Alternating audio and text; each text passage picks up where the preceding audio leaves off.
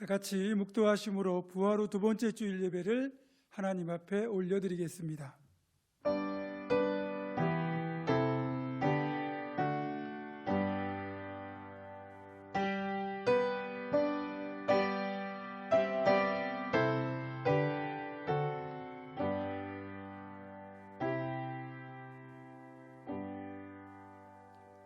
내가 죽지 않고 살아서 여호와께서 하시는 일을 선포하리로다. 여호와께서 나를 심히 경책하셨어도 죽음에는 넘기지 아니하셨도다. 내게 의의 문들을 열지어다. 내가 그리로 들어가서 여호와께 감사하리로다. 하나님은 영이시니 예배하는 자는 영과 진리로 예배할지니라. 아멘. 다 같이 찬송가 635장 주기도문송 찬양하겠습니다.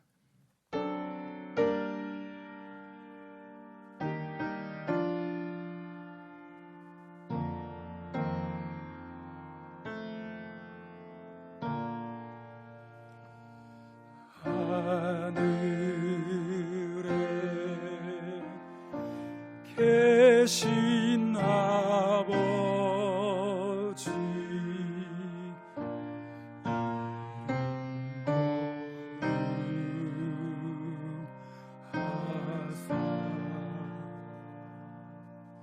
주님 나라 임하시고 뜻이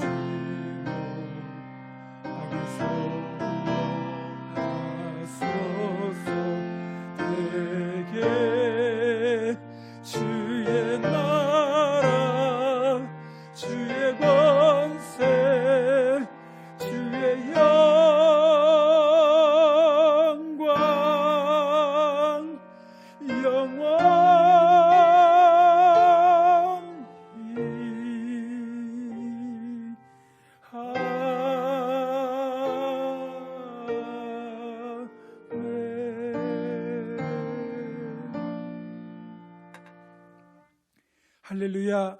영원 무궁토록 영광 받으시기에 합당하신 주님, 부활의 감격 속에서 지난 한 주간을 보내게 하시고 오늘 거룩하고 복된 주일 다시 하나님 앞에 엎드려 예배하게 하시니 감사를 드립니다. 죽음을 이기시고 부활하신 주님, 친히 각 가정마다 찾아가셔서 예배하는 그들을 만나주시고 우리가 드린 이 예배를 받아 주시옵소서. 부활하신 후에 제자들을 만나주시고 의심하는 도마에게도 보이셨듯이 오늘 이곳에 오셔서 우리 모두에게도 부활하신 주님의 모습을 보여주옵소서. 예배하는 이 시간 부활의 주님을 배울 때에 우리 안에 걱정과 근심과 의심이 사라지게 하여 주옵소서. 주 예수 그리스도의 이름으로 기원하옵나이다. 아멘. 경배 찬송 32장 만유의 주제 찬양하겠습니다.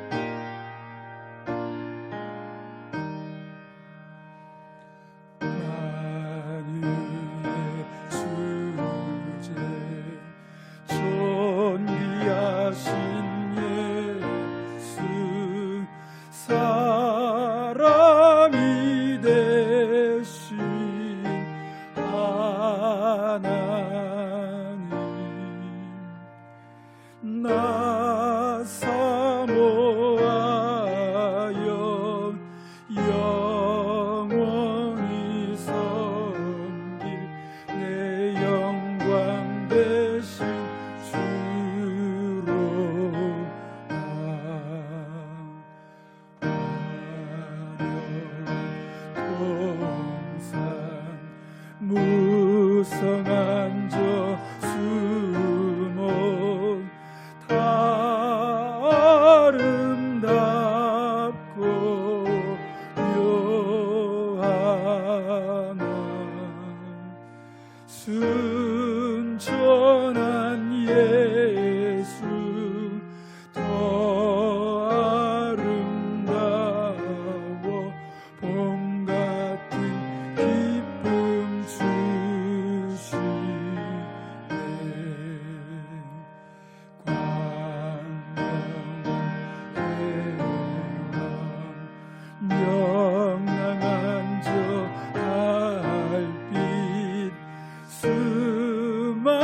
많은 별들 빛나나 주 예수 빛은 더 찬란하여 참 비교할 수 없도다.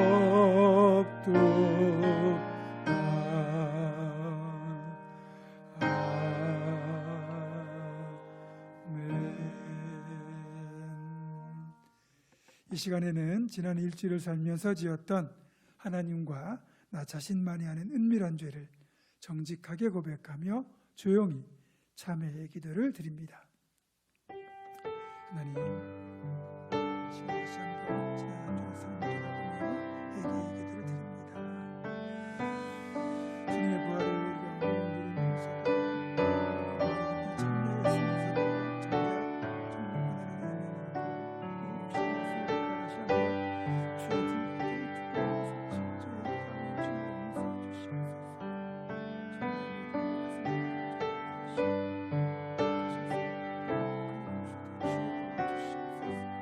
참여했으면서도 예수는 우리를 깨끗게 하시는 주시니 그의 피 우리를 눈보다 더 이게 하셨네. 주께서 우리를 불쌍히 여기셔서 우리의 죄악을 발로 밟으시고 우리의 모든 죄를 깊은 바다에 던지시리이다. 그러므로 이제 그리스도 예수 안에 있는 자에게는 결코 정죄함이 없느니라. 아멘. 다 같이 사도신경으로 우리의 신앙을 한 목소리로 고백합니다. 나는 전능하신 아버지 하나님 천지의 창조주를 믿습니다. 나는 그의 유일하신 아들 우리 주 예수 그리스도를 믿습니다. 그는 성령으로 잉태되어 동정녀 마리아에게서 나시고 본디오 빌라도에게 고난을 받아 십자가에 못 박혀 죽으시고 장사된 지 사흘 만에 죽은 자 가운데서 다시 살아나셨으며 하늘에 오르시어 전능하신 아버지 하나님 우편에 앉아 계시다가 거기로부터 살아있는 자와 죽은 자를 심판하러 오십니다. 나는 성령을 믿으며 거룩한 공교회와 성도의 규제와 죄를 용서받는 것과 몸의 부활과 영생을 믿습니다. 아멘. 자리에 앉으셔서 성시교독 교도문 8번 10편 14편을 교독합니다.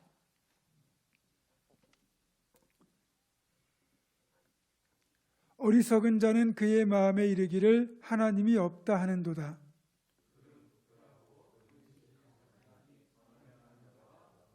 여호와께서 하늘에서 인생을 굽어 살피사 지각이 있어 하나님을 찾는 자가 있는가 보려 하신즉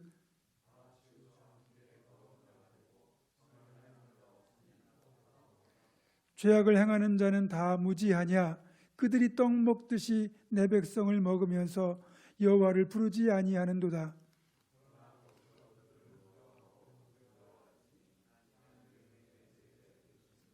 너희가 가난한 자의 계획을 부끄럽게 하나 오직 여호와는 그의 피난처가 되시도다.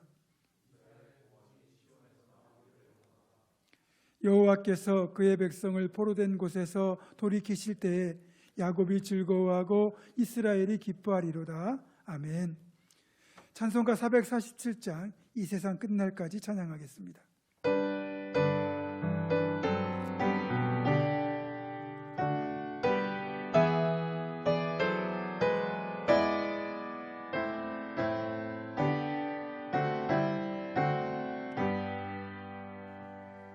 이 세상 끝날까지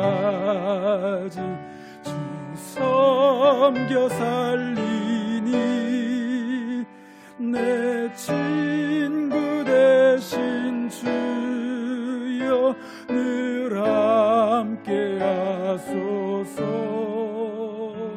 주 나와 함께 맹도 거벗고 주 나를 인도하면 늘 안심하리라.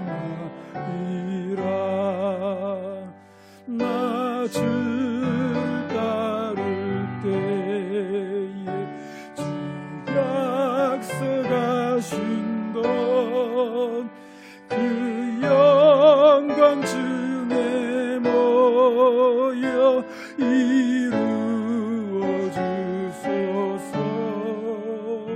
나 주의 뒤를 따라 섬기며 살리니 그 크신 은혜 속에 날 인도하소서.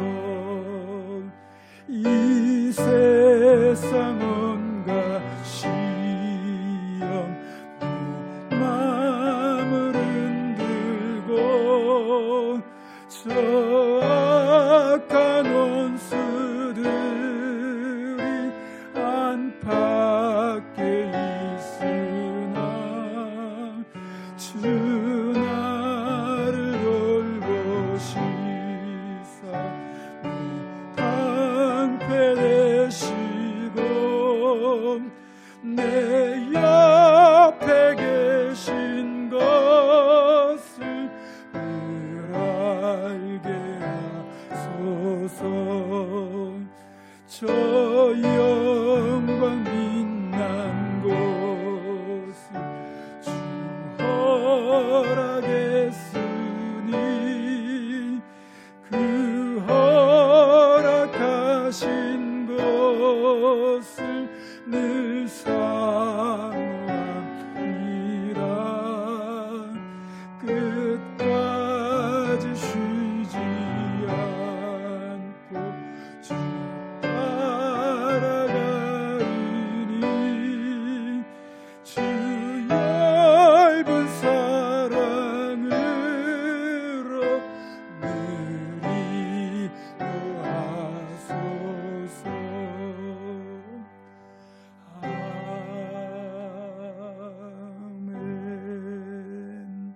아멘. 아멘.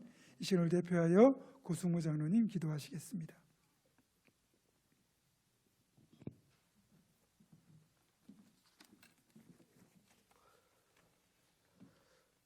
할렐루야. 참 생명이 되신 아버지 하나님, 주님의 은혜와 사랑에 감사를 드립니다. 저희들이 이 시간 아직도 코로나19로 인해 교회 예배당에 함께 모여 예배들을 드릴 수 없지만 시간과 공간을 초월하셔서 성령님께서 이 시간 각 가정의 모든 심령들과 함께 하실 줄 믿습니다. 부활의 첫 열매가 되셔서 영원한 승리를 우리에게 허락하신 주님, 이 시간 성령님께서 부활의 생명으로 저희들 가운데 충만히 임재하여 주시옵소서. 우리는 이제껏 주님의 부활하심을 의심하며 널리 증거하지 못했던 연약한 자들입니다. 이제 저희 모두가 다시 일어나 의심과 괴로움을 떨쳐버리고 부활의 증거자로 나서기를 간절히 원합니다. 주님은 믿음 없이는 주를 기쁘시게 하지 못한다고 하셨는데, 믿음이 연약한 저희들을 불쌍히 여겨주시고 이 시간 부활하신 주님의 큰 믿음을 저희들에게 허락하여 주셔서 예배하는 모든 심령들에게 부활의 능력으로 새롭게 거듭난 주님의 백성들로 삼아 주시옵소서. 우리도 부활하신 주님의 뒤를 따라 죽어도 주를 위하여 죽고 살아도 주를 위하여 사는 주님의 자녀들로 삼아 주옵소서. 그리하여 날마다 소망 가운데 주를 바라보며 지금 힘들고 어려움에 처했다 할지라도 부활하신 주님의 손 꼭 잡고 하루하루 승리하며 살아갈 수 있도록 발걸음을 축복으로 인도하여 주시옵소서. 두려움에 사로잡혔던 마리아가 부활하신 주님을 만나고 기뻐했던 것처럼 이 시간 예배하는 온 성도들에게 기쁨과 감사하는 마음으로 채워주시옵소서. 예수 그리스도로 모퉁이 머릿돌을 삼으시고 교회를 세우신 전능하신 아버지 하나님, 모든 영광과 찬양을 하나님 앞에 올려드립니다. 특별히 주님의 부활의 터 위에 우리 보문중앙교를 이곳에 세우시고 많은 주의 영혼들을 구원하여 주시며 하나님의 말씀과 사랑으로 양육하게 하시니 진심으로 감사를 드립니다. 세상의 모든 것이 주님의 주권과 권능 가운데 있음을 선포하며 저희 교회를 세우심도 하나님의 귀한 권능과 은혜임을 믿습니다. 날마다 복음 사역을 감당하기에 부족함이 없는 능력이 있는 교회로 쓰임받게 하시고 우리 교회가 믿음의 눈을 들어 우리 주님의 마음을 알게 하시고 오직 하나님 나라를 선포하는 일에 우리의 모든 관심을 집중하게 인도하여 주시옵소서. 앞으로 우리 교회가 가는 교회 가운데 주님께서 풍성하게 부으시는 성령의 역사하심으로 생명력 있는 복음의 역사가 날마다 강물처럼 흐르게 인도하여 주시옵소서. 주님께서 부르신 사역자들에게 아버지의 마음과 목자의 심정으로 섬기는 모든 사역 위에 다함이 없는 은혜의 복을 부어주시고 독소리가 날아오는 새 힘을 늘 허락하여 주시옵소서. 그리하여 교육자들에게 말씀과 기도의 권세를 강력히 더해 주셔서 깊은 성령의 감동 감화로 말씀을 선포할 수 있도록 날마다 역사하여 주시옵소서. 아버지 하나님, 이 나라의 민족을 불쌍히 여겨주시고 주님 장중원에 붙들어 주시옵소서. 말할 수 없는 고난의 늪에 잠겨있는 이 나라와 이 민족을 다시 한번 고쳐주시고 세워주시옵소서. 하나님의 권능의 손으로 코로나 바이러스가 깨끗이 물러가게 역사하여 주시옵소서. 지구촌 많은 사람들이 코로나 질병으로 인해 죽어가고 있습니다. 하나님, 이 시간 주님의 자비와 공유를 모든 나라 족속 가운데 베풀어 주시옵소서.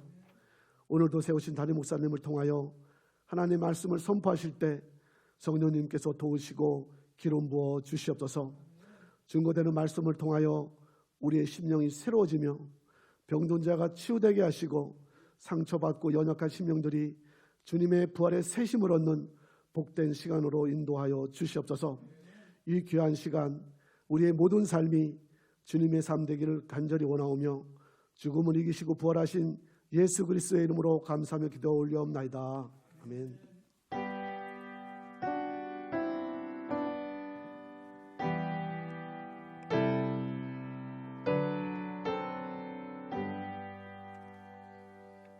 봉헌합니다.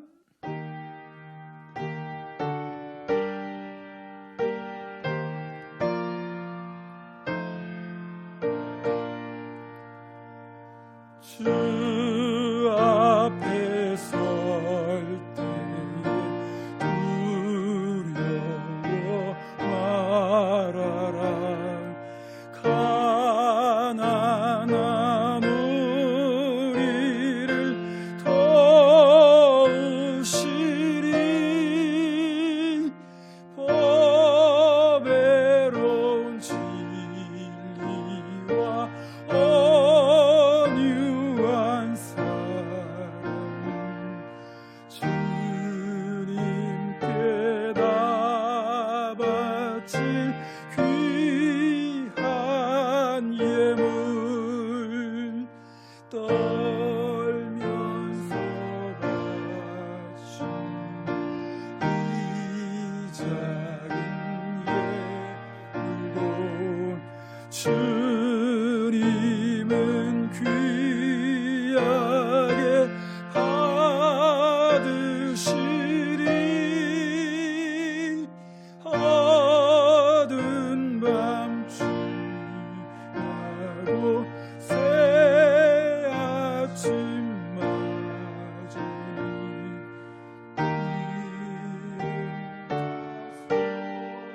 소망을 늘 주시리.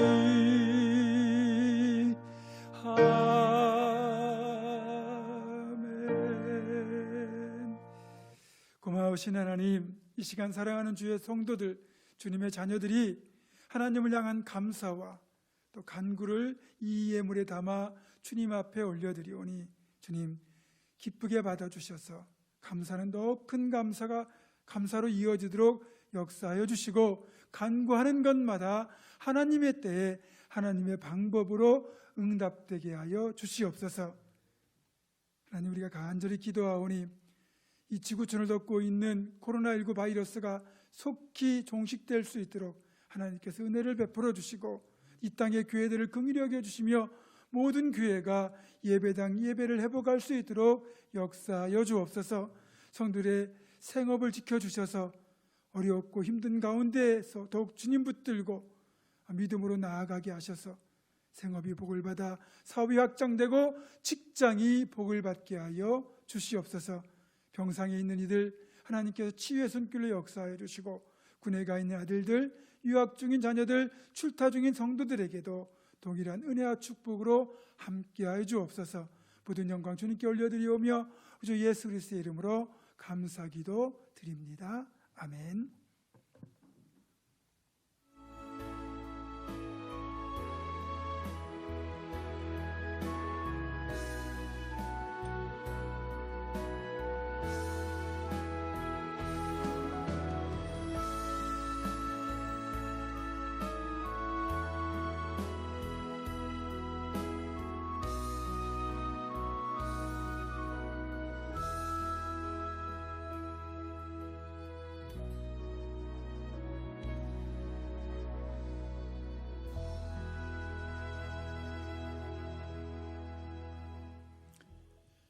오늘 예배를 통해서 우리들에게 주시는 하나님의 말씀은 요한복음 15장 5절로부터 8절의 말씀입니다. 신약 174쪽에 있습니다.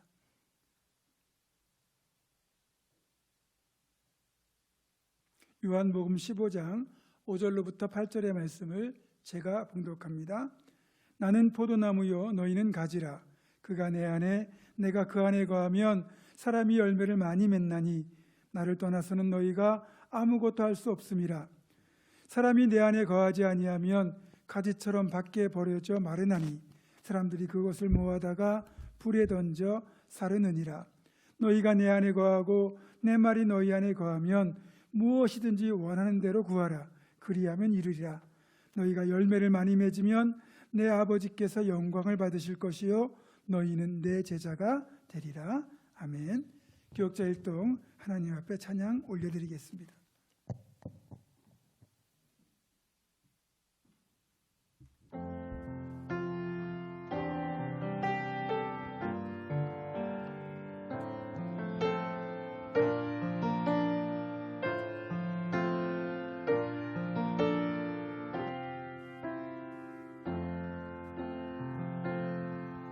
주님 내가 주의 장막을 사모합니다. 오직 주의 임재를 갈망합니다. 주의 집에서의 하루가 다른 곳의 첫날보다 좋으니 주 사랑 안에 머물며 사랑 노래합니다. 주님 내가 주의 장막을 사모합니다. 오직 주의 임재를 갈망합니다. 주의 집에서의 하루가 다른 곳의 첫날보다 좋으니 주 사랑 안에 머물며 사랑 노래합니다. 나의 평생에 단 한 가지 소원 주의 아름다우신 보며 사랑 노래하는 것 나의 왕 되신 주님의 얼굴 구하며 주 사랑 안에 머물러 사랑 노래합니다. 나의 평생에 단 한 가지 소원 주의 아름다우심 보며 사랑 노래하는 것 나의 왕 되신 주님의 얼굴 구하며 주 사랑 안에 머물러 사랑 노래합니다.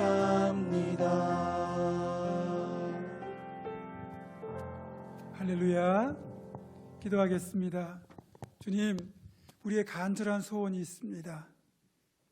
다시 예배당에서 예배하는 소원이 있습니다. 주님, 그 소원을 들으시고 다음 주에는 꼭 예배당에서 예배할 수 있도록 은혜 베풀어 주시고, 또 그 마음을 모아 하나님 앞에 찬양 올려드린 사랑하는 주의 귀한 종들 위해 하나님은 은혜와 축복, 성령의 충만하심으로 함께하여 주옵소서. 이 시간 들려주신 말씀 붙들고 다시 한번 믿음의 결단할 수 있는 우리가 되도록 함께하여 주옵소서. 예수님의 이름으로 기도드립니다. 아멘. 이스라엘 사람들에게 없어서는 안 돼, 그러니까 반드시 있어야만 하는 유실수, 즉 열매를 맺는 나무가 몇 가지가 있습니다. 그중 첫 번째 나무는 무화과 나무입니다. 무화과 나무는 말 그대로 꽃이 피지 않고 열매를 맺기 때문에 무화과라고 이름을 붙인 건데, 실제로는 꽃이 없는 것이 아니고 밖에서 보이지 않을 뿐 안쪽에 꽃이 있다고 합니다.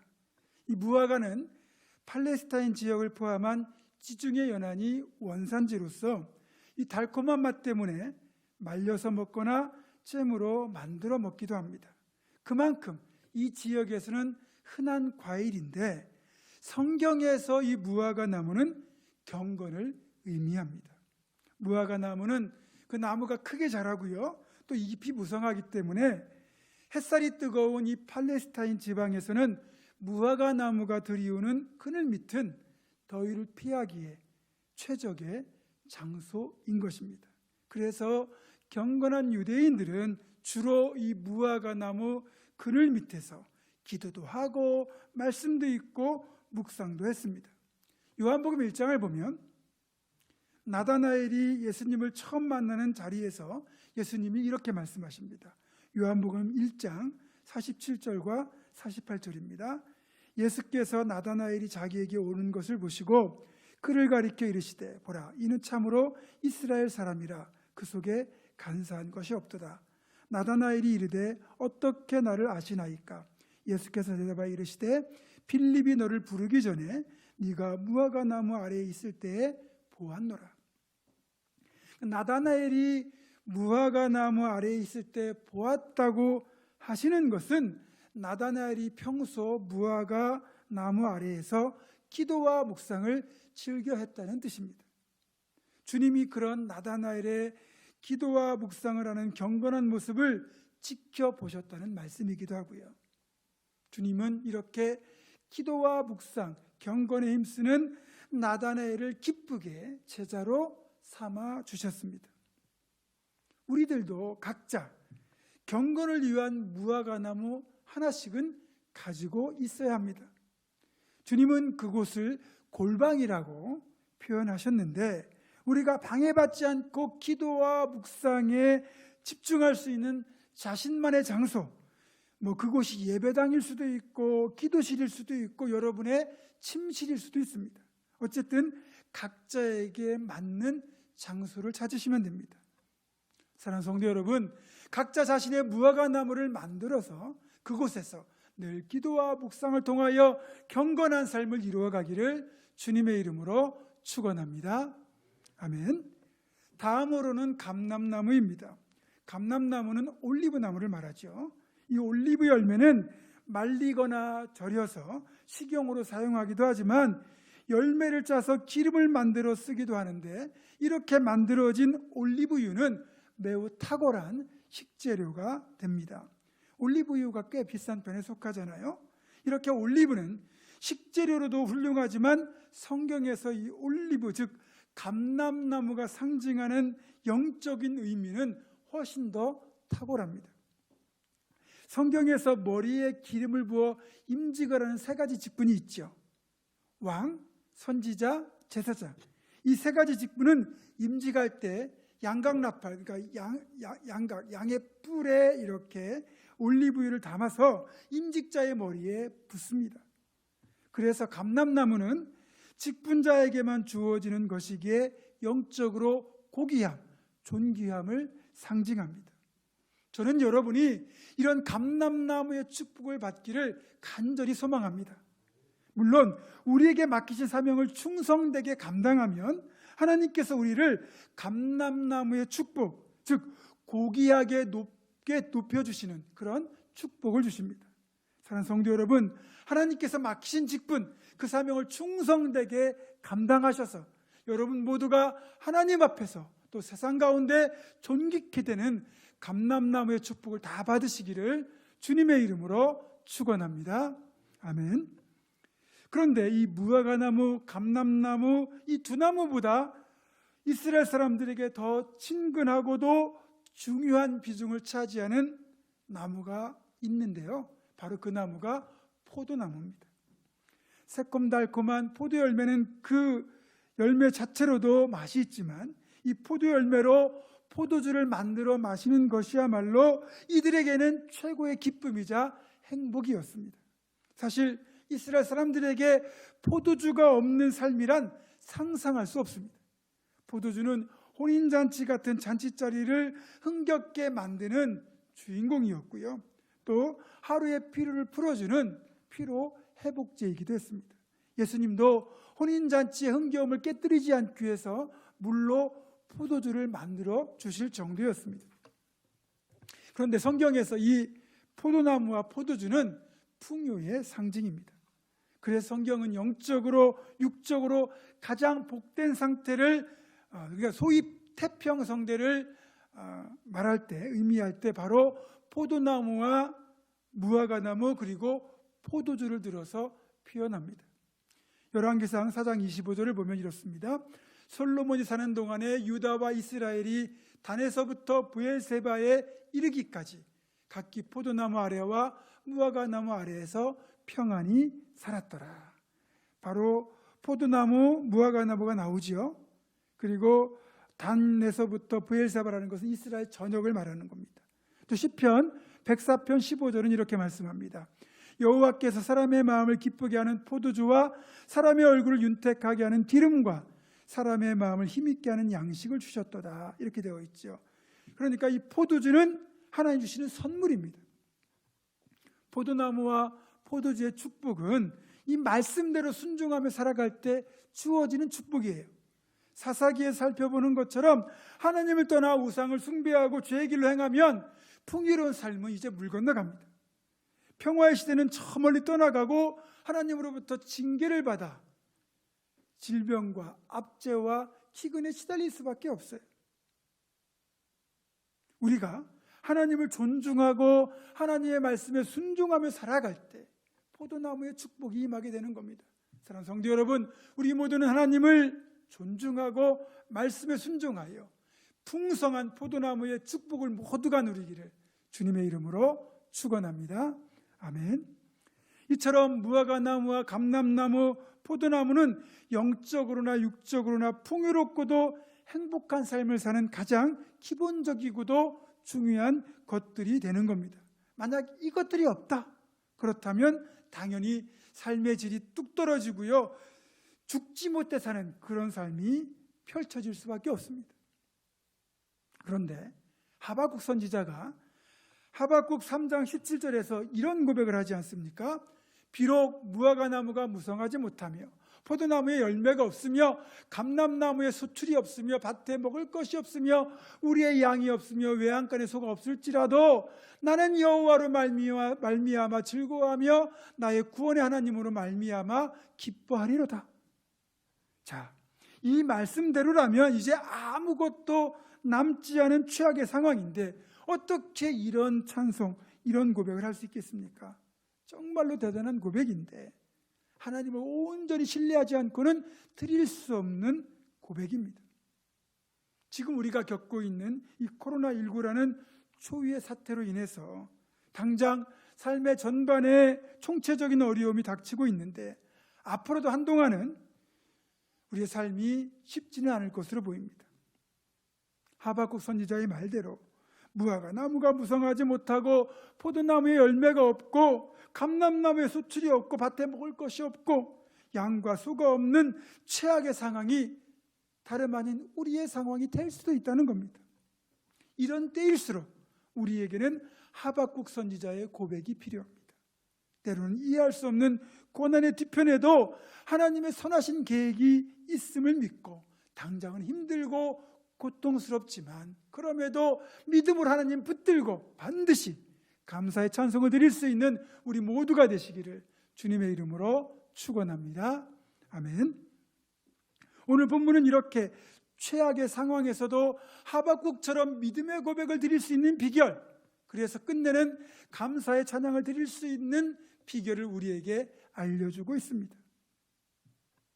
오늘 본문을 보면 우리 주님은 포도나무를 들어서 우리에게 주님께 붙어 있기만 하면 된다고 말씀하고 있거든요.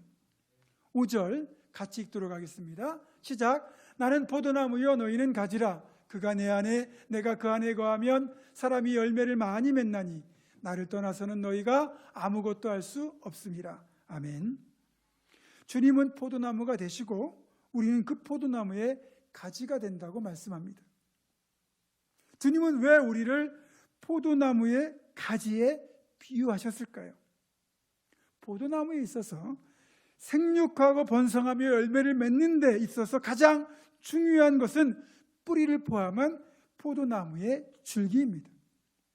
뿌리로부터 흡수된 양분과 수분을 끌어올리고 나무가 서서 자랄 수 있도록 나무 전체를 지탱하는 역할을 줄기가 감당하기 때문입니다.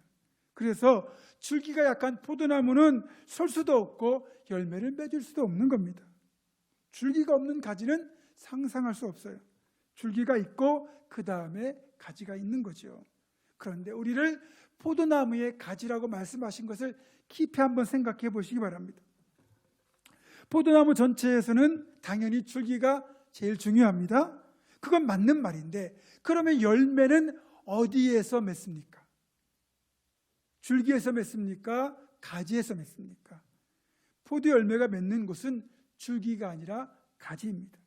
그래서 포도나무의 가지인 우리 역시 중요한 존재, 열매를 위해서는 꼭 필요한 존재라는 것을 주님이 알려주고 계신 겁니다.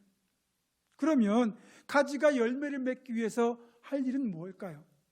가지가 해야 될 가장 중요한 일은 다른 것 없습니다. 그냥 포도나무에 꼭 붙어 있기만 하면 되는 겁니다.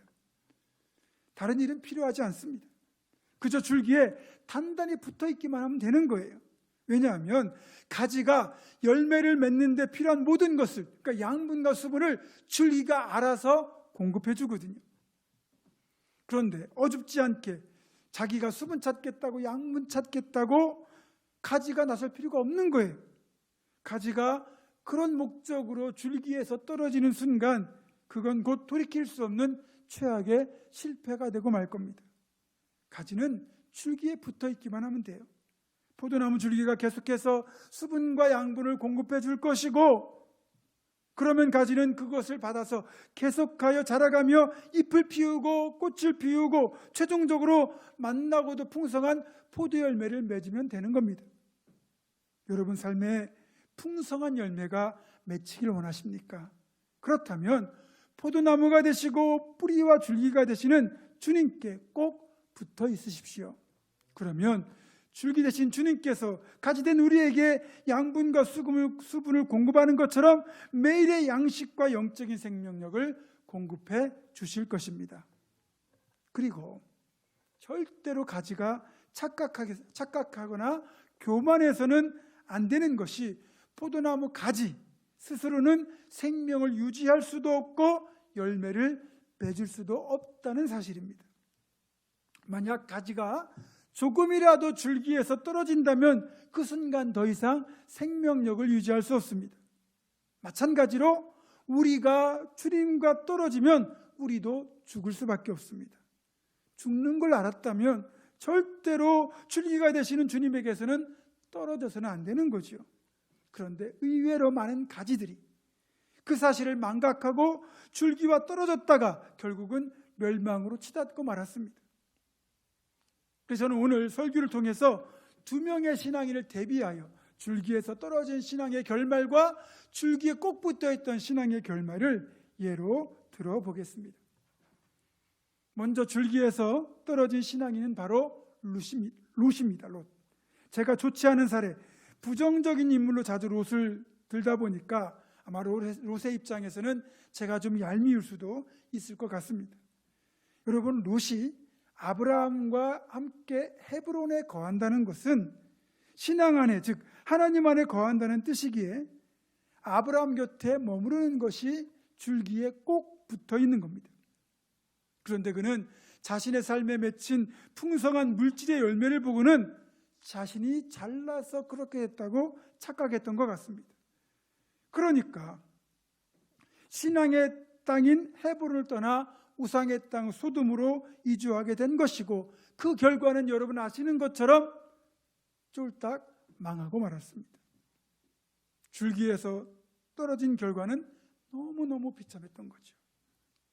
반면에 끝까지 줄기에 붙어있던 신앙인의 대표는 다름 아닌 룻입니다. 롯과 룻, 우리말로는 점 하나 차이인데, 룻은 하나님을 섬기다가 세상으로 가버린 사람이고요, 롯은 본래 하나님을 섬기던 신앙인이 아닌데 하나님을 붙든 사람이에요. 이 룻은 본래 우상을 숭배하는 모압 족속 출신입니다. 아이러니하게도 롯의 후손이 바로 모압 족속이에요.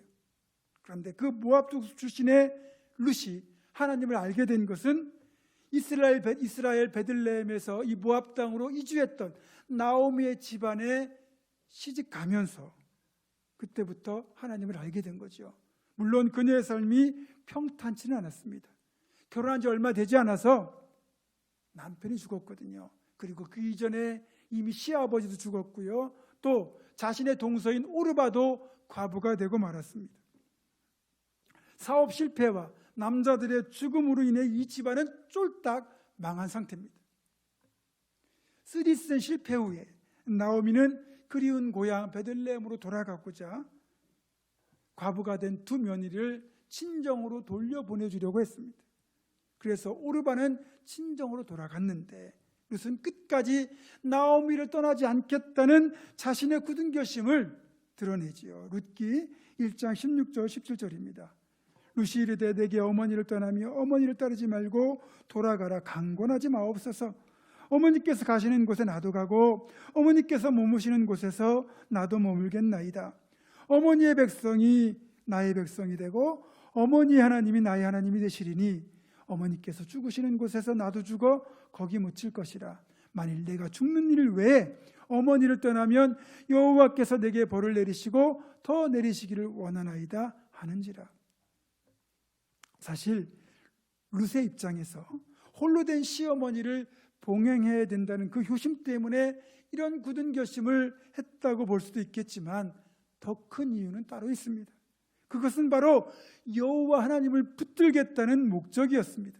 어머니의 하나님이 나의 하나님이 되시리니 라는 고백이 그 사실을 뒷받침하고 있어요.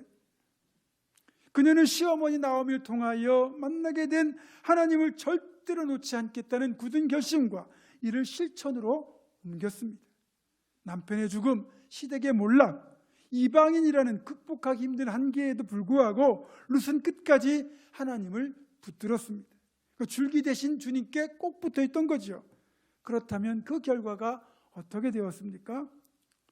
고엘의 역할을 하는 참 멋진 신앙인 보아스를 만나서 새롭게 가정을 이루었고요, 둘 사이에 태어난 아들이 바로 오벳인데 이 오벳이 다윗 왕의 할아버지가 되는 사람입니다. 그녀는 하나님이라는 줄기에 꼭 붙어있던 결과 다윗 왕의 할머니가 되어 왕가를 이루게 되었고 그녀의 족보에서 예수 그리스도께서 탄생하시는 축복까지 받았습니다.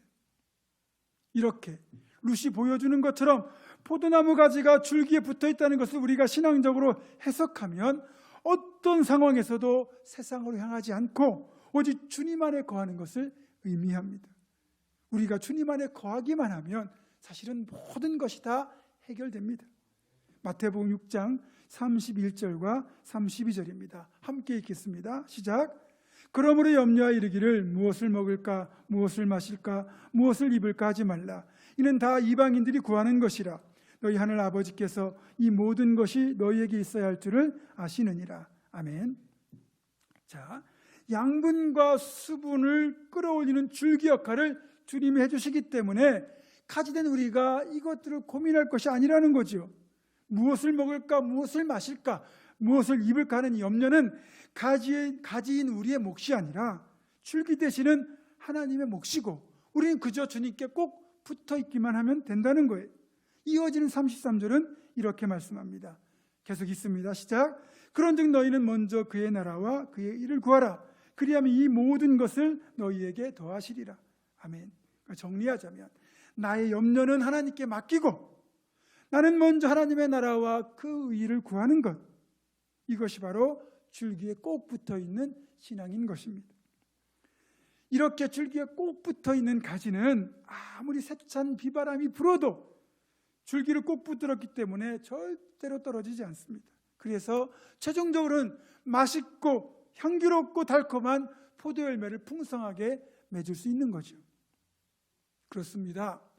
가지는 그냥 줄기에만 붙어 있으면 되는 거예요. 먹고 입고 자는 것, 열매까지 줄기가 알아서 해결합니다. 우리가 주님 안에 거하기만 하면 일용할 양식과 구하는 모든 것이 다 해결된다고 말씀합니다. 우리는 그 안에서 쉼을 누리고 평안을 누리며 새 힘을 공급받는 겁니다. 그런데 살다 보면 줄기로부터 떨어지라는 달콤한 유혹을 받게 되죠. 자유롭게 살라고, 네 맘대로 살라고. 그래서 그 유혹에 우리가 넘어가서 내 맘대로 살아보겠다고 줄기로부터 떨어져 나오는 것은 어리석게도 죽음을 재촉하는 것입니다. 가지는 절대로 줄기에서 떨어지면 안 됩니다.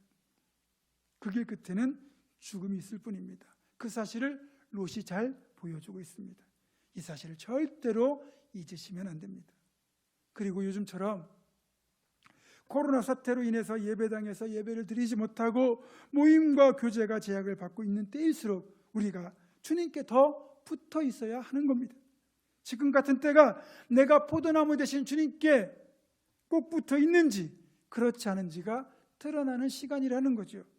비록 예배당 예배는 못 드려도 매주일 온라인 예배에 참여하고 매일 밤 중보기도에 동참하고 수요일 밤에는 영상으로라도 가정 예배를 드리는 것이 바로 줄기에 꼭 붙어 있는 겁니다. 또 당장은 직접적으로 만나서 교제하지는 못하지만 서로에 대한 관심과 사랑을 품고 기도와 배려로 하나된 공동체를 이루는 것이 줄기에 꼭 붙어 있는 것입니다. 또 서로가 서로의 신앙을 격려하며 모두가 주님께 꼭 붙어 있을 수 있도록 돕는 것 역시 줄기에 붙어 있는 거죠. 사랑하는 성도 여러분, 주님 안에 거하기만 하면 무엇을 구하든지 다 이루어 주시겠다는 주님의 약속은 반드시 이루어집니다. 우리가 줄기 되신 주님께 꼭 붙어 있는 가지가 될 때 그렇게 될 것입니다. 우리 모두가 줄기에 꼭 붙어 있는 가지가 되어서 줄기 되신 주님으로부터 공급받는 영육간의 은혜를 힘입어 삶의 놀라운 축복이라는 열매를 풍성하게 맺게 되기를 주님의 이름으로 축원합니다.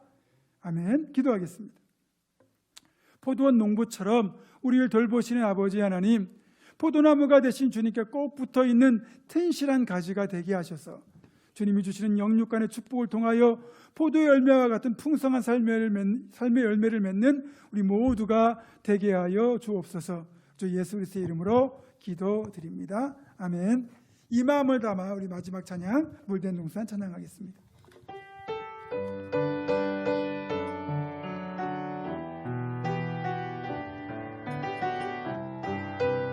서로 축복하면서 주님을 항상 인도하시고 주님 너를 항상 인도하시리 내 마른 땅에서도 너를 만족시키리 너는 물된 동산 같겠고